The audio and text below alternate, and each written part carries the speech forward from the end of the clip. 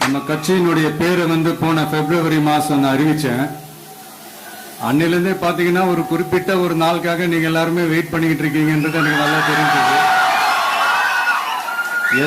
S நம்ம முதல் மாநில மாநாடு